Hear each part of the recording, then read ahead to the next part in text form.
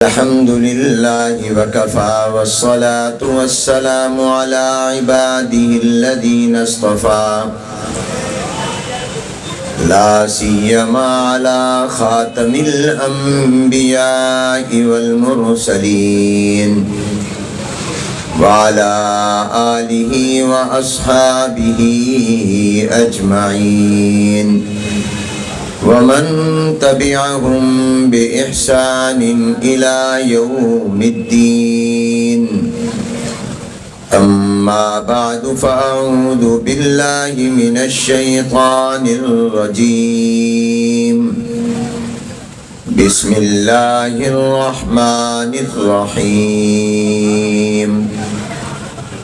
كنتم خير أمة أخرجت للناس تأمرون بالمعروف وتنهون عن المنكر. صدق الله العظيم وصدق رسوله النبي الكريم ونحن على ذلك لمن الشاهدين والشاكرين والحمد لله رب العالمین. قابل صد احترام حضرات علماء کرام، بزرگان محترم، برادران اسلام، معزز مکرم تاجر حضرات، قابل صد احترام محترم المقام جناب خواجہ محمد شفیق صاحب اطال اللہ بقاءہم واطال اللہ حیاتہم، مرکزی رہنما تاجران پاکستان، برادر محترم مکرم، آج کی اس تقریب کے میزبان و داعی برادرم ملک محمد طاہر ڈوگر صاحب، محترم جناب رانا ہاشم علی صاحب، اور تمام ہمارے تاجر بھائی، السلام علیکم ورحمۃ اللہ وبرکاتہ. دن تو یہ چاہتا ہے کہ میں فرداً ہر ایک کا نام لے کر یہاں موجود معزز شخصیات کا شکریہ ادا کروں، لیکن وقت کی کمی کی وجہ سے میں اسی پر اکتفا کر رہا ہوں.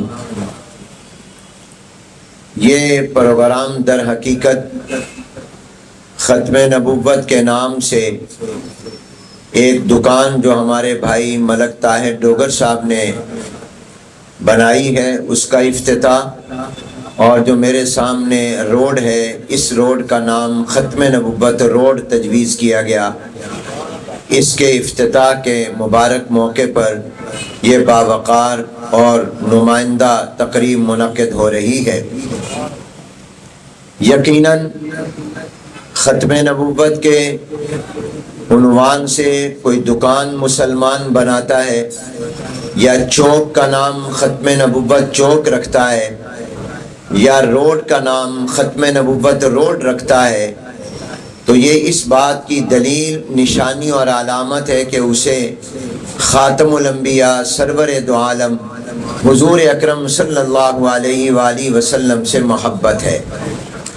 اس لیے کہ ختم نبوت پر ایمان اور ختم نبوت پر یقین اور جناب نبی کریم صلی اللہ علیہ وسلم کے آخری نبی اور آخری پیغمبر اور آخری رسول ہونے پر ایمان، یہ حضور اکرم صلی اللہ علیہ وسلم سے محبت اور عشق کی دلیل اور علامت ہے، اور یہ اسلام کے بنیادی عقیدے پر قائم ہونے اور قائم رہنے کی بھی دلیل ہے. اور سرکار کی محبت نہ صرف یہ کہ ایک بہت بڑی نعمت اور دولت ہے، بلکہ سرکار دو عالم صلی اللہ علیہ وآلہ وسلم کی محبت دنیا میں بھی کام آئے گی، قبر میں بھی کام آئے گی اور آخرت میں بھی کام آئے گی.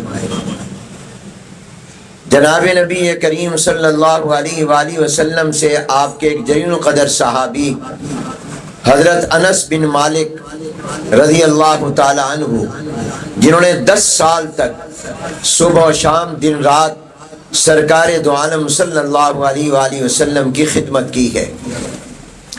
10 سال کا زمانہ کوئی معمولی زمانہ نہیں ہے۔ یہ زبان سے کہنا آسان ہوتا ہے۔ آپ اپنے والدین کی، جو والدین آپ کے اور میرے والدین میرے سب سے بڑے محسن ہیں، پھر بھی انسان ان کی خدمت کرتے ہوئے بھی اکتا جاتا ہے، خاص طور پر جب ماں باپ بوڑھے ہوں اور ماں باپ معذور ہو جائیں اور ماں باپ کو خدمت کی ضرورت ہو، تو بہت سے سعادت مند بچے بھی زبان سے نہ بھی کہیں، لیکن ان کے دل میں آ جاتا ہے کہ میں تو ہر وقت والد کے پاس، والدہ کے پاس ہی رہتا ہوں، کوئی کام ہی نہیں کر سکتا۔ تو 10 سال یہ اس طرح خدمت کرتے تھے کہ سرکار دو عالم صلی اللہ علیہ وآلہ وسلم نے وضو کرنا ہوتا تو یہ پہلے ہی برتن میں پانی بھر کر حضور کے لیے رکھ دیتے۔ جناب نبی کریم صلی اللہ علیہ وآلہ وسلم نے قضائے حاجت کے لیے جانا ہوتا تو یہ پہلے ہی وہاں پر پانی رکھ دیتے۔ سرکار دو عالم صلی اللہ علیہ وسلم کے جوتی مبارک ان کے پاس، تکیہ ان کے پاس، کہ جہاں حضور آرام کرنا چاہیں گے فوراً میں تکیہ پیش کروں گا، آپ کے نالین مبارک میں سنبھالوں گا۔ آج کا مسلمان حضور کے نالین مبارک کی تصویر اور اس کا عکس بھی اپنے سینے پر لگاتا ہے۔ اس صحابی کا کیا مقام ہوگا جو حضور کے حقیقی معنی میں جوتے اور نالین مبارک اپنے ہاتھ میں اٹھاتے ہوں گے۔ تو سرکار دو عالم صلی اللہ علیہ وسلم کی 10 سال انہوں نے خدمت کی ہے، اور حدیث میں آتا ہے، خود فرماتے ہیں کہ 10 سال کے لمبے زمانے میں کبھی مجھے سرکار دو عالم صلی اللہ علیہ وآلہ وسلم نے اوئے بھی نہیں فرمایا، اور کبھی یہ نہیں فرمایا انس یہ کیوں کیا، اور کبھی یہ نہیں فرمایا یہ کیوں نہیں کیا۔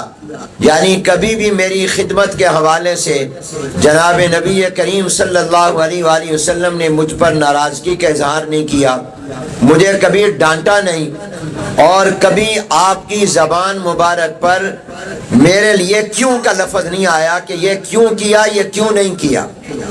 اس سے آپ اندازہ لگائیں کہ میرے اور آپ کے محبوب پیغمبر کے اخلاق کتنے اعلیٰ تھے، کتنے عظیم اخلاق تھے، کہ آپ 10 سال کے خادم کو پورے 10 سال کے عرصے میں کبھی کوئی ناراضگی کا جملہ نہیں فرما رہے۔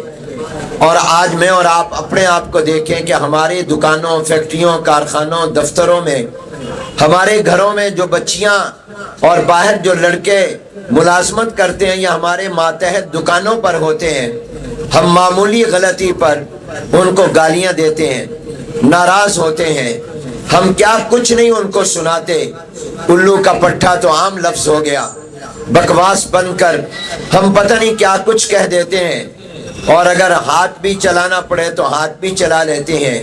مگر ایک طرف رحمت کائنات صلی اللہ علیہ وسلم ہے کہ جنہوں نے 10 سال تک اپنے خادم دن رات خدمت کرنے والے کو کبھی اوئے بھی نہیں فرمایا، اوئے بھی نہیں کہا، اوئے یہ کیا کیا، ایسا بھی نہیں فرمایا۔ ایک حدیث میں آتا ہے حضور اکرم صلی اللہ علیہ وسلم سے صحابی نے پوچھا کم نعفو عن الخادم، یا رسول اللہ صلی اللہ علیہ وسلم بتا دیجئے ہم اپنے ملازم اور خادم کو اس کی غلطی پر کتنی مرتبہ معاف کریں۔ حضور کو یہ سوال پسند نہ آیا، کتنی مرتبہ کیا کیوں پوچھ رہا ہے؟ کیا اللہ نے بھی کبھی سوچا اور کبھی اللہ نے بھی یہ فرمایا کہ میں اتنی دفعہ معاف کروں گا، اتنی دفعہ کے بعد نہیں کروں گا؟ صبح سے شام، شام سے صبح تک میں اور آپ کتنوں اللہ کی نافرمانیاں کرتے ہیں اور میرا اللہ مجھے اور آپ کو معاف کرتا جا رہا ہے۔ تو اللہ کے ہاں کبھی یہ نہیں ہوتا۔ آپ اور میں اگر اپنے گریبان میں ابھی جھانک کر دیکھیں تو آج کے دن میں ہی ہم نے کتنی غلطیاں کی۔ ہم نے نماز نہیں پڑھی فجر کی، کتنے ہیں جنہوں نے ظہر نہیں پڑھی، مغرب نہیں پڑھی، عشاء نہیں پڑھی، آج کتنی مرتبہ جھوٹ بولا ہوگا، گالیاں دی ہوں گی، لڑکیوں پر نظر پڑی ہوگی، موبائل میں تصویریں دیکھی ہوں گی، گانے سنے ہوں گے، گندے پروگرام دیکھے ہوں گے، اور کتنے الزامات لوگوں پر لگائے ہوں گے، تہمتیں لگائی ہوں گی۔ بغیر تحقیق کے آنے والے میسج کو آگے فارورڈ کیا ہوگا اور غلط باتیں پھیلائی ہوں گی، کتنے ہم نے گناہ کیے ہوں گے، مگر میرے اللہ نے اس کے باوجود ہمیں اپنی آنکھوں کی جو نعمت دی آنکھوں سے محروم نہیں کیا، کانوں سے محروم نہیں کیا، زبان سے محروم نہیں کیا، اپنی کوئی نعمت بھی واپس ہم سے نہیں لی، اور بلکہ مسلسل ہمیں نعمتیں عطا کی ہیں، ہمیں رزق دیا ہے۔ شام کو جب گھر جاؤ گے دکان بند کر کے تو الحمدللہ نفع کما کر جاؤ گے، گھر جاؤ گے تو جا کر آرام سے کھاؤ گے اور سو گے۔ یہ کتنی نعمتیں ہیں، اور اللہ نے میری اور آپ کی کتنے غلطیاں اب تک معاف کی اور کر رہا ہے اور کرے گا، یہ میں اور آپ شمار نہیں کر سکتے۔ تو حضور علیہ السلام کو یہ سوال اچھا نہ لگا کہ کتنی مرتبہ معاف کریں، تو حضور نے فرمایا بھی معاف کرو۔ انہوں نے پھر پوچھا یا رسول اللہ ذرا تعداد تو بتا دیں کہ ہم اپنے ملازم کو اس کی غلطی پر دن میں کتنی مرتبہ معافی دیں۔ حضور کو پھر کوئی سوال پسند نہ آیا، پھر فرمایا بھی معاف کرتے رہو۔ پھر اس نے پوچھا یا رسول اللہ کتنی مرتبہ کریں، تو پھر حضور علیہ السلام نے فرمایا ایک دن میں اپنے ملازم کو 70 دفعہ تو معاف کرو، 70 ٹائم تو معاف کرو۔ مطلب یہ بھی نہیں تھا کہ 71ویں غلطی پر پکڑ لو، بلکہ مراد یہ تھا کہ بہت زیادہ معاف کرو۔ اس میں بھی یہ عدد صرف بیان کثرت کے لیے تھا کہ جتنا زیادہ ہو سکے معاف کرو۔ اور کون ملازم ہوگا جو اپنے مالک کی 70 غلطیاں ایک دن میں کرے؟ ظاہر ہے کہ 2 کرے گا، 4 کرے گا، 5 کرے گا۔ تو حضور علیہ السلام نے فرمایا کہ بھی جتنا ہو سکے معاف کرو۔ تو انس بن مالک رضی اللہ تعالیٰ عنہ فرماتے ہیں کہ مجھے سرکار نے کبھی اوئے بھی نہیں کہا۔ میں کہا کرتا ہوں کہ جہاں یہ حضور علیہ السلام کے اعلیٰ اخلاق کی دلیل ہے، وہاں اس صحابی رسول کے خدمت کے اعلیٰ طریقے کی بھی دلیل ہے کہ اس نے سرکار کی خدمت اس طرح پر کی ہے کہ حضور علیہ السلام کو ناراض ہونے کا موقع ہی نہیں دیا، کبھی موقع ہی نہیں دیا کہ حضور اکرم صلی اللہ علیہ وسلم ناراض ہوں۔ تو یہ حضور اکرم صلی اللہ علیہ وسلم کے اخلاق کی بھی دلیل ہے، اور حضرت انس بن مالک کی خدمت اور ادب و احترام کے بھی عظمت کی دلیل اور کمال کی دلیل ہے۔ یہ حدیث نقل کرتے ہیں، مسلم شریف میں بھی ہے اور دیگر کتب احادیث میں بھی ہے کہ جناب نبی کریم صلی اللہ علیہ وآلہ وسلم سے ایک مرتبہ ایک صحابی نے پوچھا متی الساعہ، قیامت کب آئے گی؟ میں اور آپ بھی کبھی کبھار ایک دوسرے سے پوچھا کرتے ہیں مولوی صاحب قیامت کب آئے گی؟ کئی لوگ فون کر کے پوچھتے ہیں مولانا یہ قیامت کے مناظر نظر آ رہے ہیں، قیامت کب آئے گی؟ تو میں نے کہا بھی ہم تو روز قیامت کا منظر دیکھتے ہیں، بڑی قیامت سے پہلے چھوٹی قیامتیں تو برپا ہیں۔ بیٹا باپ کو قتل کرے، بیٹا باپ کو گالیاں دے، یہ قیامت نہیں تو اور کیا ہے؟ بیٹا کسی لڑکی کے عشق میں آ کر ماں کو مار دے اور ماں کو گالیاں دے اور ماں کو دھکے دے کر گھر سے نکالے، یہ قیامت نہیں تو اور کیا ہے؟ دوست کو عزت دیں اور ماں باپ کو عزت نہ دیں، یہ قیامت نہیں تو اور کیا چیز ہے؟ ناجائز لوگوں کی زمینوں پر قبضے کرے اور جھوٹ بولے، قرآن ہاتھ اٹھا کر قرآن ہاتھ میں لے کر، یہ قیامت نہیں تو اور کیا چیز ہے؟ خیانت اور بددیانتی ہو تو اس سے زیادہ اور کیا؟ یہ بھی سب قیامت ہے، بڑی قیامت سے پہلے۔ تو بہرحال حضور علیہ السلام سے پوچھا گیا متی الساعہ، قیامت کب آئے گی؟ یہ سوال حضور علیہ السلام سے مختلف لوگوں نے مختلف مواقع پر کیا، اور جناب نبی کریم صلی اللہ علیہ وسلم نے ایک ہی طرح کا سوال ایک طرح کا ہے، جواب ایک نہیں دیا، بلکہ ہر پوچھنے والے کو الگ الگ جواب دیا، کیونکہ جناب نبی کریم صلی اللہ علیہ وسلم کو اللہ نے بصیرت اور بڑی فراست اور فہم عطا فرمایا تھا، نور نبوت، کمال نبوت عطا کیا تھا۔ سوال کرنے والے کا منشا حضور سمجھ جاتے تھے، اس کا منشا کیا ہے اس کے مطابق جواب عنایت فرماتے، موقع محل کے مطابق جواب عنایت فرماتے۔ یہی سوال حضرت جبریل علیہ السلام نے بھی انسانی شکل میں آ کر مدینہ پاک میں مسجد نبوی میں حضور تشریف فرماتے تو حضور سے پوچھا قیامت کب آئے گی؟ ان کو حضور نے جو جواب دیا وہ اور تھا۔ ان کو حضور اکرم صلی اللہ علیہ وسلم نے فرمایا کہ بھئی قیامت کب آئے گی، اس کا جواب نہ تجھے معلوم ہے نہ مجھے معلوم ہے، یہ اللہ کو معلوم ہے۔ مل مسئول عنہا بعالم من السائل، نہ فرشتوں کے سردار کو پتہ ہے قیامت کب آنی ہے، اور نہ ہی کائنات کے سردار حضور اکرم صلی اللہ علیہ وسلم کو پتہ ہے قیامت کب آنی ہے۔ یہ علم اللہ نے کسی پیغمبر کو نہیں دیا، کسی فرشتے کو نہیں دیا، حتیٰ کہ جبرائیل جو فرشتوں کے سردار ہیں ان کو بھی نہیں دیا، اور کائنات کے سردار نبیوں کے امام سرکار دو عالم صلی اللہ علیہ وسلم کو بھی یہ کنفرم نہیں بتایا کہ قیامت کب آئے گی، بلکہ قرآن میں فرمایا ان اللہ عندہ علم الساعہ، قیامت کب آئے گی اس کا علم صرف اللہ کے پاس ہے، کوئی نہیں جانتا کہ قیامت کب آئے گی۔ نشانیاں ضرور حضور اکرم صلی اللہ علیہ وسلم نے بتائی ہیں، مگر آپ نے یہ نہیں بتایا۔ ہاں ایک شخص ایسا گزرا ہے جس نے یہ دعویٰ کیا کہ مجھے پتا ہے کہ قیامت کب آئے گی، مگر وہ اپنا دعویٰ کر کے جھوٹا ثابت ہوا، کذاب ثابت ہوا۔ اور وہ کون تھا؟ وہ یہی مرزا غلام احمد بدبخت تھا جس نے جھوٹا دعویٰ کیا اپنے نبی ہونے کا۔ اس کی کتاب ہے براہین احمدیہ، یہ یاد رکھو، کبھی کسی مرزائی اور قادیانی سے بات کرنی پڑ جائے یا آسان موٹی دلیل اپنے ذہن میں رکھیں تو اس نے اپنی کتاب ہے اس کی براہین احمدیہ، تو اس میں لکھتا ہے کہ احادیث صحیحہ میں آیا ہے۔ احادیث یہ حدیث کی جمع ہے، اس کا مطلب یہ ہے کہ ایک نہیں کئی حدیثوں میں آیا ہے، اور وہ حدیثیں بھی کمزور یا ضعیف نہیں، بالکل صحیح ہیں۔ احادیث صحیحہ میں آیا ہے کہ 14ویں صدی آخری صدی ہے، یہ مرزا نے لکھا ہے اپنی کتاب میں۔ آپ بتائیے اب ہم ہجری اعتبار سے 14ویں صدی میں ہیں یا 15ویں صدی میں؟ جو لوگ میری بات سن رہے ہیں اور سمجھ رہے ہیں وہ جواب دے دیں، بولو۔ 15ویں صدی میں۔ اور عیسوی اعتبار سے اگر آپ دیکھیں تو اب ہم کس میں جا رہے ہیں؟ 2024 یعنی 24ویں صدی میں جا رہے ہیں۔ 2000 سے اوپر 2000 سال پورے اور اس پر 24واں سال گزر رہا ہے۔ تو اس نے کہا کہ 14ویں صدی آخری صدی ہے، اس کے بعد دنیا ختم، قیامت آ جائے گی۔ بتاؤ اس کی بات سچ نکلی یا جھوٹ نکلی؟ جو بول رہے ہیں اللہ ان کو مدینہ دکھا دے، بتاؤ یہ سچ نکلی یا جھوٹ نکلی؟ اس نے سچ بولا یا جھوٹ بولا؟ جھوٹ بولا۔ ہم 15ویں صدی میں، اور جو جھوٹ بولے وہ نبی ہوتا ہے، اور جو نبی ہوتا ہے وہ جھوٹ بولتا ہے؟ نہیں، جو نبی ہوتا ہے وہ جھوٹ نہیں بولتا، جو جھوٹ بولتا ہے وہ نبی نہیں ہوا کرتا۔ مرزے نے جھوٹ بولا، اس میں کیا جھوٹ بولا؟ ایک جھوٹ یہ بولا کہ اس نے کہا کئی حدیثوں میں آیا ہے۔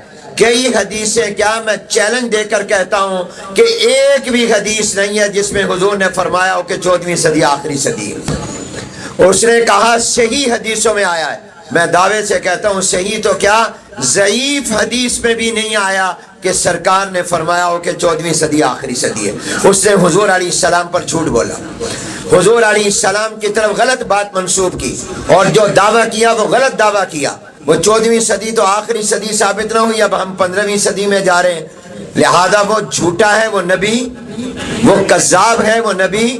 سارے کہو اپنے ایمان کا اعلان کرو، فرشتے آئے ہوئے ہیں گواہ بن جائیں گے۔ وہ جھوٹا ہے نبی نہیں ہے۔ جو نبی ہوتا ہے وہ جھوٹ نہیں بولتا، اور جو جھوٹ بولتا ہے وہ نبی نہیں ہوا کرتا۔ تو میں بتا یہ رہا تھا کہ حضور علیہ السلام نے فرمایا کہ قیامت کا علم مجھے بھی نہیں، آپ کو بھی نہیں، یہ اللہ کو ہے۔ یہ جواب حضور نے دیا حضرت جبرائیل علیہ السلام، سید الملائکہ۔ ایک صحابی نے پوچھا اور موقع پر قیامت کب آئے گی؟ تو سرکار دو عالم صلی اللہ علیہ وسلم نے ان کو اور جواب دیا، ان کو فرمایا اذا وسد الامانۃ الی غیر اہلہ فانتظر الساعہ، جب امانتیں نااہل کے سپرد ہو جائیں بس پھر قیامت کا انتظار کرو۔ ایک آدمی اہل نہیں ہے، نااہل ہے، اور آپ نے اس کو ذمہ داری دے دی، اقتدار کی کرسی پر اس کو بٹھا دیا، جس کو حکومت اور اقتدار کا چلانا آتا ہی نہیں، تو پھر قیامت ہی آئے گی نا۔ میں آسان مثال سے یوں سمجھایا کرتا ہوں کہ اگر آپ نے اپنی گاڑی کا ڈرائیونگ سیٹ پر آپ نے اناڑی کو بٹھا دیا جو گاڑی چلانا نہیں جانتا، اور آپ نے کہا میں بیٹھا ہوں، گاڑی چلا، کار چلا، بس چلا، ٹرک چلا، تو بتاؤ قیامت آئے گی یا کوئی زندگی بچے گی یا قیامت آئے گی؟ قیامت آئے گی۔ آپ دکان اس کو دے دیں جو کاروبار جانتا ہی نہیں، اور آپ جناب والا مسجد کا مصلی اس کو دے دیں جو نماز پڑھانا جانتا ہی نہیں، تو وہ بے وضو ہی نماز پڑھائے گا نا، اس کو کیا پتہ نماز کیسے پڑھانی ہے۔ تو کوئی بھی کام آپ نااہل کے حوالے کر دو گے تو پھر قیامت ہی آئے گی۔ تو حضور اکرم صلی اللہ علیہ وسلم نے فرمایا کہ بھئی جب نااہل کے سپرد معاملات ہو جائیں گے تو پھر قیامت کا انتظار کرنا۔ اب ایک موقع پر صحابی نے پوچھا قیامت کب آئے گی؟ تو سرکار دو عالم صلی اللہ علیہ وسلم نے فرمایا تم پہلے یہ بتاؤ ما عادت لہا، تم نے تیاری کیا کی ہے؟ اس نے کہا کہ یا رسول اللہ جہاں تک تیاری کی بات ہے میرے پاس زیادہ نمازیں، روزے، زکوٰۃ، حج یہ صرف میرے پاس فرض درجے میں ہے۔ فرض نماز پڑھی ہے، زکوٰۃ کا فرض ادا کیا ہے، فرض روزے رکھے ہیں، فرض حج کیا ہے، میں نے نفل نمازیں نہیں پڑھی، نفلی صدقہ خیرات، نفلی روزے، نفلی حج میں نے نہیں کیے، بس فرض ادا کیا ہے۔ اس لیے میرے پاس کوئی عبادتیں اور نیکیاں تو آخرت کے لیے نہیں ہیں۔ ہاں ایک میری تیاری ہے اور وہ یہ ہے کہ میرے دل میں اللہ تعالیٰ کی محبت ہے اور آپ کی محبت ہے۔ میرے دل میں اللہ کی محبت ہے اور آپ کی محبت ہے، میرے دل میں اللہ کی محبت ہے اور آپ سرکار سے مجھے محبت ہے۔ تو سرکار دو عالم صلی اللہ علیہ وآلہ وسلم نے فرمایا پھر پریشان نہ ہو، قیامت جب بھی آئے گی تجھے کوئی پریشان ہونے کی ضرورت نہیں، تو قیامت میں اسی کے ساتھ ہوگا جس سے تجھے محبت ہے، جس سے تجھے محبت ہے۔ حضرت انس بن مالک اس حدیث کو نقل کرتے ہیں، حضور اکرم صلی اللہ علیہ وآلہ وسلم کے اس فرمان کو، حضور کی اس بات کو سن کر آگے نقل کرنے والے حضرت انس بن مالک رضی اللہ تعالیٰ عنہ ہیں، فرماتے ہیں ایک مجھے خوشی سب سے زیادہ اس دن ہوئی تھی جب میں مسلمان ہوا تھا، میں نے کلمہ پڑھا تھا، میں حضور کے دامن سے وابستہ ہوا تھا، حضور کی غلامی میں آیا تھا، اور اس کے بعد مجھے جب سب سے زیادہ خوشی ہوئی تو اس دن ہوئی جب میرے نبی نے فرمایا دنیا میں جس سے محبت ہے آخرت میں اس کے ساتھ ہوگا۔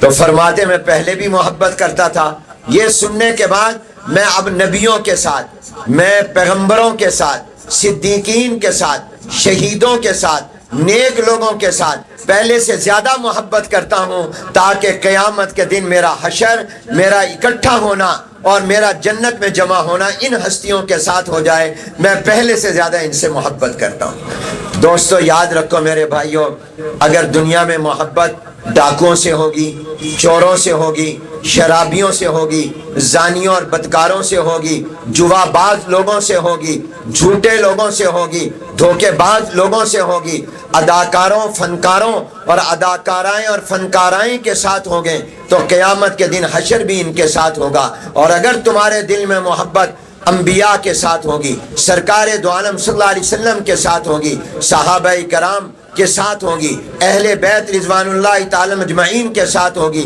تابعین، تبع تابعین، اولیاء اللہ، علماء کرام، نیک لوگوں کے ساتھ ہوگی۔ دنیا میں تم نے دیکھا ہو یا نہ دیکھا ہو، ملاقات ہوئی ہو یا نہ ہوئی ہو، تمہارے دل میں ان ہستیوں سے یہ محبت تمہیں کل قیامت میں ان کے ساتھ کھڑا کر دے گی اور جنت میں ان کے ساتھ جمع کر دے گی۔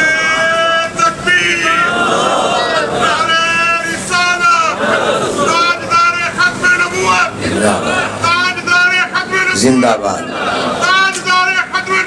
زندہ باد۔ اس لیے میری درخواست ہے کہ اللہ والوں سے محبت کرو، علماء سے محبت کرو، نیک لوگوں سے محبت کرو، برے لوگوں سے ملنا اپنی جگہ، دل میں محبت مت کرو۔ محبت صرف اس سے کرو جس کے دل میں اللہ کی محبت ہے، ان سے محبت کرو، اور یہ محبت دنیا میں بھی کام آئے گی، قبر میں بھی کام آئے گی اور آخرت میں بھی کام آئے گی۔ اور سرکار دو عالم صلی اللہ علیہ وسلم کے یہ الفاظ ہیں، مسلم شریف میں موجود ہیں، فرمایا انتا ما من احببتا، تو اسی کے ساتھ ہوگا قیامت میں جس کے ساتھ تجھے دنیا میں محبت ہے۔ اور ایک حدیث مبارک میں عام الفاظ فرمائے المرء ما من احبا، بندہ آدمی اسی کے ساتھ ہوگا جس کے ساتھ دنیا میں محبت کرتا ہو۔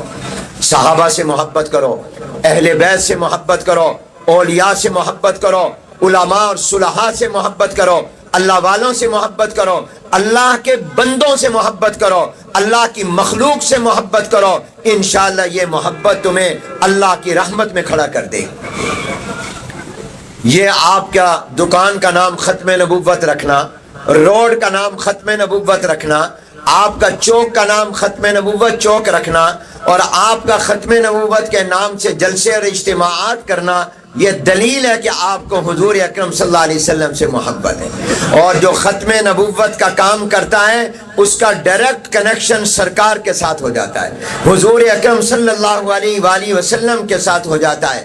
اس لیے ختم نبوت کے عقیدے پر ایمان رکھو، یقین رکھو، ختم نبوت کے عقیدے سے محبت کرو، ختم نبوت کے مبلغ بنو، ختم نبوت کی دعوت دو، لوگوں کو بتاؤ ہمارا نبی آخری نبی ہے۔ اور آخری بات یہ کہتا ہوں، دیکھیے مجھے اللہ نے اور آپ کو اللہ نے جو نعمتیں دی ہیں ان میں بے شمار نعمتیں ہیں، مگر ایک بہت بڑی نعمت یہ ہے جو اللہ نے میرے اور آپ کے مطالبے، میرے اور آپ کی دعا اور تمنا، میرے اور آپ کے استحقاق کے بغیر، میری اور آپ کی کسی درخواست کے بغیر اللہ نے اپنے فضل اور کرم سے وہ نعمت دے دی۔ وہ کیا کہ مجھے اور آپ کو سرکار کا امتی بنا دیا، حضور اکرم صلی اللہ علیہ وسلم کا امتی بنا دیا۔ حالانکہ ہم نے کوئی درخواست نہیں دی تھی، ہم نے کوئی دعا نہیں کی تھی، ہم نے کوئی تمنا نہیں کی تھی، ہم نے اس کے لیے کوئی محنت نہیں کی، ہم نے اس کے لیے کوئی جد و جہد نہیں کی، ہم نے اس کے لیے کوئی قربانیاں نہیں دی ہیں، اور ہم نے اپنی اس خواہش کا کوئی اظہار نہیں کیا۔ اللہ نے مسلمان خاندان میں ماں باپ مسلمان گھرانے میں پیدا کر کے اپنے فضل اور کرم سے سرکار دو عالم کی نسبت عطا کر دی، اور حضور کا امتی بنا دیا، اور حضور کا کلمہ پڑھوا دیا، اور ایسے پیغمبر کا امتی بنایا جس کی امت میں سے ہونے کے لیے نبی تمنا کرتے رہے، نبی آرزو کرتے رہے مجھے اور آپ کو، حالانکہ ہم اس کے حقدار بھی نہیں، ہماری اس کے اندر ہماری کوئی اہلیت بھی نہیں ہے۔ صحابہ نے تو جانیں دی تھی، صحابہ نے تو مارے کھائی تھی، مکہ میں رہنا مشکل کر دیا گیا تھا، ان کے سامنے ان کے بچے شہید کر دیے گئے تھے، اور ان کا ناطقہ بند کیا گیا تھا، اور انہوں نے کتنی قربانیاں حضور سے اپنے رشتے کی وجہ سے دی تھی۔ مکہ جیسا وطن چھوڑا، خاندان چھوڑا، میں نے اور آپ نے کیا قربانی دی، مگر اللہ کا کرم ہوا کہ اس نے مجھے اور آپ کو یہ رشتہ دے دیا، مجھے اور آپ کو یہ نسبت دے دی، مجھے اور آپ کو یہ تعلق دے دیا۔ تمام رشتے بعد میں، تمام نسبتیں بعد میں، تمام تعلق بعد میں، میرے سرکار کی نسبت سب سے اعلیٰ ہے، سب کچھ اس پر قربان کیا جا سکتا ہے۔ اب جب اللہ نے مجھے اور آپ کو یہ نسبت کہ حضور کا امتی بنایا، یہ رشتہ کہ حضور کا غلام بنایا، یہ تعلق کہ حضور کا کلمہ پڑھنے والا بنایا، اب اس نسبت دے تو اللہ نے دی ہے، اس کی حفاظت کرنا آپ کا اور میرا فرض اور ذمہ داری ہے۔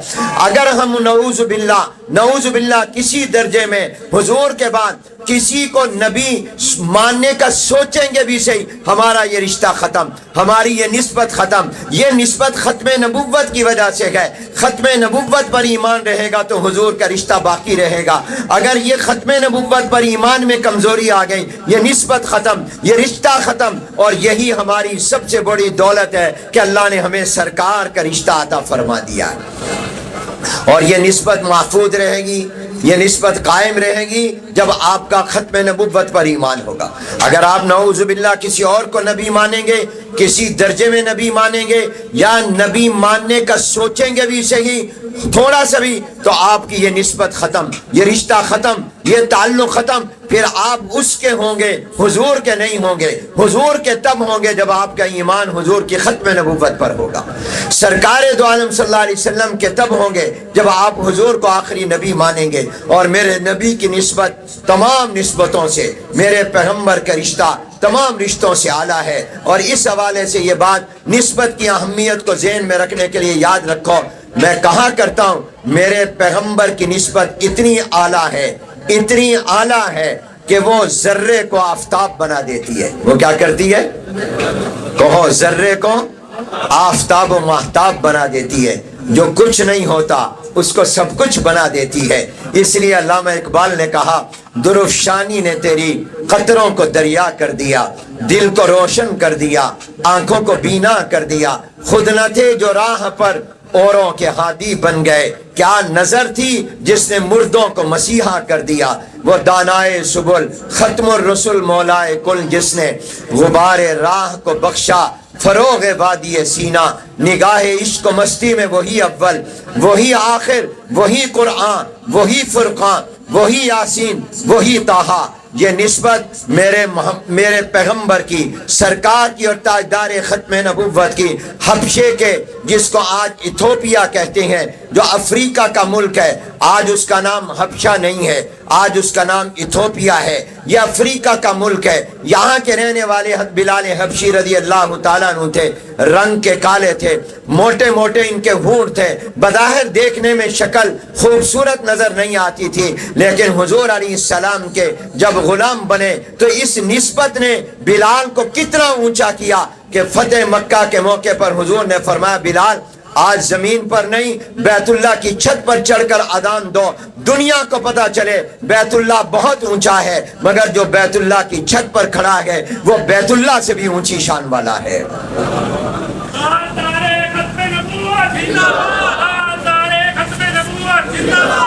یہ کس نے کیا؟ یہ نسبت رسول نے۔ روم سے صہیب آئے، فارس سے سلمان آئے، وہ سلمان جن کی زبان فارسی تھی، جو فارس و ایران کے رہنے والے تھے، جو عرب کے نہیں تھے، مکے کے نہیں تھے، مدینے کے نہیں تھے، حجاز کے نہیں تھے، یہ ادھر فارس و ایران کے رہتے تھے، جن کی زبان بھی فارسی تھی۔ یہ جب مدینے پہنچے حضور کا جا کے کلمہ پڑھا، نسبت مل گئی تو حضور نے فرمایا سلمان تو میرے خاندان کا فرد ہے۔ کوئی ان سے پوچھتا تمہارا باپ کون ہے، تمہارا والد کون ہے، تم کس کے بیٹے ہو، تو یہ کہتے میں اسلام کا بیٹا ہوں۔ اس لیے ہجرت کر کے گئے تھے، سارا خاندان چھوڑ دیا تھا، قربان کر دیا تھا۔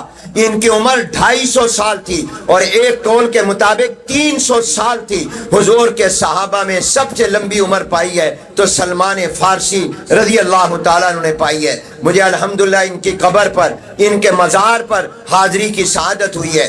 عراق کے شہر بغداد میں ان کی قبر ہے، ان کا مزار ہے۔ یہ حضور کے خاندان کا فرد بن گئے۔ جب تقسیم ہوئی مہاجر انصار کے بھائی بنے، بھی سلمان کدھر جائے گا؟ حضور نے فرمایا سلمان میرے خاندان کا حصہ ہے۔ یہ کس نے بنایا؟ حضور کی نسبت نے بتایا۔ آپ میری طرف دیکھیں، ایک شاعر نے حضور کے نسبت اور رشتے کو آسان لفظوں میں کیا خوبصورت انداز میں سمجھایا ہے۔ کہتا ہے کیسے کیسے کیسے کیسے یہ ابو جہل، ابو لہب، عتبہ، شیبہ بڑے بڑے سردار تھے، مگر حضور کی نسبت نہیں منی، کیونکہ نبی نہیں مانا، کلمہ نہیں پڑھا، حضور کا رشتہ نہیں ملا، تو کہتا ہے کیسے کیسے ایسے ویسے ہو گئے۔ کیسے کیسے، ذرا کہو اپنے ہاتھوں سے، کیسے کیسے ایسے ویسے ہو گئے۔ کوئی حیثیت نہیں، لاش کو گھسیٹ کر بدر کے کنویں میں پھینکا گیا، ٹکڑے ٹکڑے ہوئے، دنیا میں بھی ذلیل اور آخرت میں بھی ذلیل۔ حالانکہ مکے میں رہتے تھے، ابو لہب مکے میں رہتا تھا، خاندانی رشتہ بھی تھا، مگر کلمہ نہیں پڑھا، حضور کی نسبت نہیں ملی، حضور کا امتی نہیں بنا، تو شاعر کہتا ہے کیسے کیسے ایسے ویسے ہو گئے۔ اور اگلا جملہ ایسے ویسے کیسے کیسے ہو گئے، سبحان اللہ کہو۔ بلال ایسا ویسا شمار ہوتا تھا، سلمان ایسا ویسا شمار ہوتا تھا پہلے اسلام لانے سے پہلے، مگر جب سرکار کے قدموں میں آیا، حضور کا کلمہ پڑھا، ختم نبوت پر ایمان لائے، آپ کو آخری نبی اور پیغمبر بنایا مانا، تو اللہ نے کتنا اونچا بنا دیا۔ تو کہتا ہے جن کو نسبت نہیں ملی وہ ذلیل ہو گئے، جن کو حضور کی نسبت اور رشتہ مل گیا وہ آسمان سے بھی اونچے، آفتاب و مہتاب سے بھی اونچے ہو گئے۔ تو کیسے کیسے ایسے ویسے ہو گئے، اور ایسے ویسے کیسے کیسے ہو گئے۔ وآخر دعوانا ان الحمدللہ۔